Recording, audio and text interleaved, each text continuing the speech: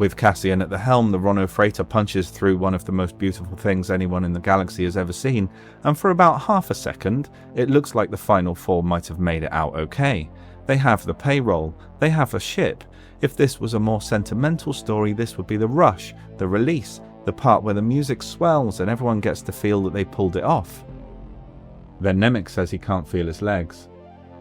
A moment ago, the heist was still moving with the heavy rhythm of action. Doors, orders, carts, blaster fire and pursuit. Now all of that gets forced through one simple human fact. The most innocent person in the group has been crushed by the weight of the thing they came to steal. The credits are no longer a prize or a symbol or a blow against Empire. They are just mass, hard, indifferent mass. Empire is never abstract for long. It weighs something, it bruises, it snaps bones. Even success comes at you physically. And straight away the group gets pushed into the ugliest kind of decision making, the kind where care and utility collapse into the same thing. Skeen is in full panic. Vel is shouting Nemik's name and trying to stabilize him.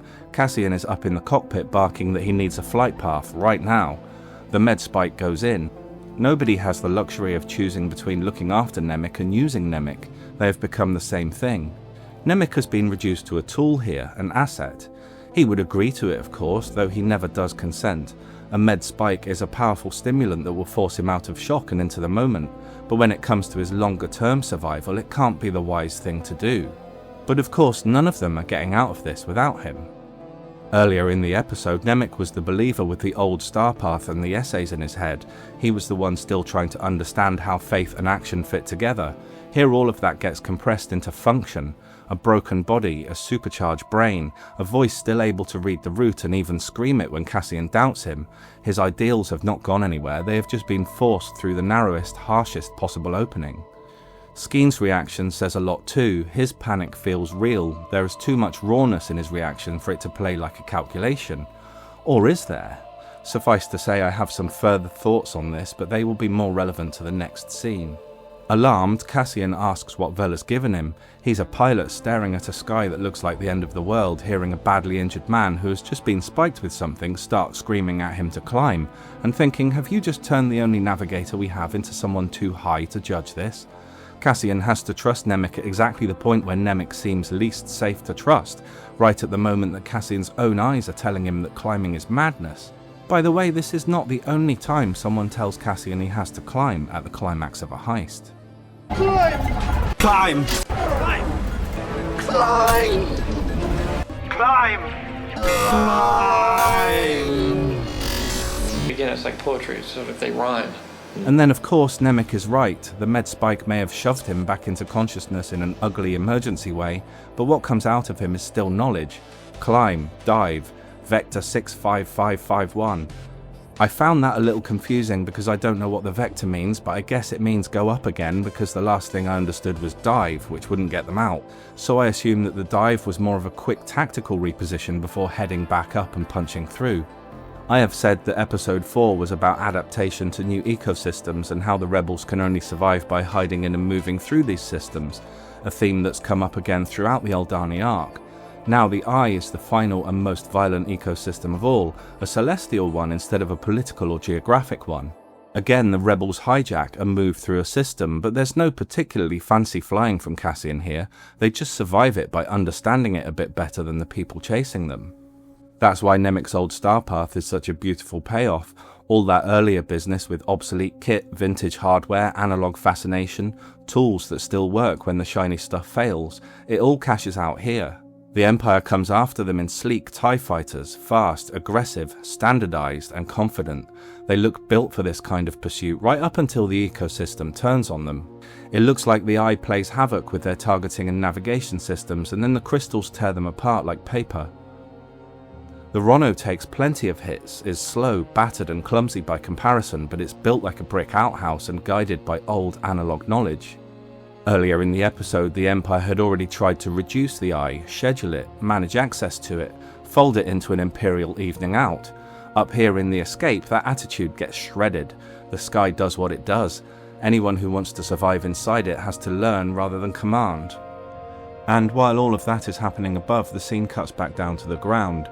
Cinta, in Imperial uniform now, is outside the base, heading down to where the Dani are watching the display. The Imperial soldiers are too. For a few moments everybody is united as one under the same sky, occupier and occupied, rebel and Imperial. What happened in that room with the hostages is one of Andor's deliberate blanks, like the backstory on that crashed Canary ship.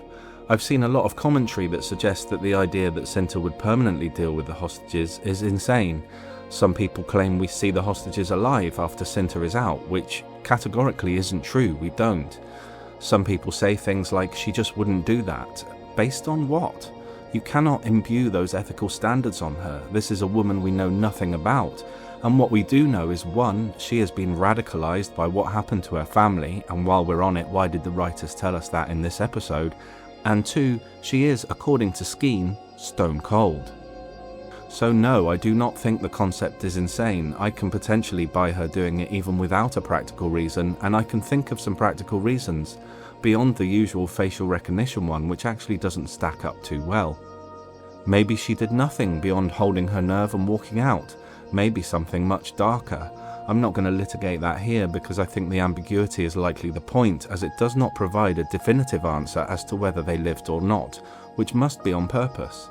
There's no way Gilroy left a stone-cold, radicalized, armed woman in a room full of hostages who know one of the rebels didn't leave with the others and didn't expect this speculation. I may pull this out into a separate video because there is a compelling argument on each side. Whatever she did or didn't do that night, Cinta is left behind, alone, on purpose. Now most likely she'll change again into her stashed robes and merge in with the Dani and then split off at some point on the walk home. She speaks it after all. Or maybe she just strikes off into the hills alone, but either way she clearly has some other route off-world, maybe even whatever ship the rebels originally arrived in, hidden in the valley somewhere. Cassian, meanwhile, is going through one more stage of the change Aldhani has been forcing on him. He came into all this as the competent outsider, the man doing a job, the man who could still tell himself he was only passing through other people's causes. By the time the Rono is tearing through the eye, he is locked into dependence on Nemik, responsibility for Vel and Skeen, a fight for everyone's survival. He has long since gone beyond 250,000 credits worth of detached professionalism. He has just not admitted it yet. I'm here to win and walk away. The scene turns the heist's victory into something painful enough to feel real. They do get out, they do beat the ties, the payroll does leave Aldhani, but nobody on the ship gets the clean emotional high unless a story would hand them. That is the right kind of escape for Andor, fast, desperate, dazzling, and wounded. It gives the rebels the win but refuses to let them enjoy it. The cost is extreme, it weighs upon them all. By the end of the scene, the Empire is left with its trousers firmly around its ankles, but nobody gets to leave untouched. Nemik's body is wrecked. Vel used that body like she was jump-starting a dead battery, knowing the alternator was already gone. Cassian is pulled another step deeper into the cause, and Cinta is left in an unanswered moral space that invites some dark questions. All the while, the eye blazes over all of it with impossible beauty, and that contrast is the point. Rebellion can win, it just never wins clean. Wouldn't that be lovely?